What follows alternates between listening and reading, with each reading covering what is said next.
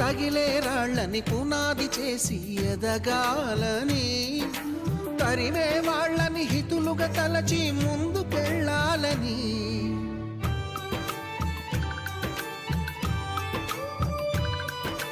కన్నుల నీటిని కలల సాగుకై వాడుకోవాలని, కాల్చే నిప్పుని ప్రమిదగా మలచి కాంతి పంచాలని, గుండెతో ధైర్యం చెప్పెను, చూపుతో మార్గం చెప్పెను, అడుగుతో గమ్యం చెప్పెను. నేనున్నానని నీకేం కాదని, నిన్నటి రాతని మార్చేస్తానని.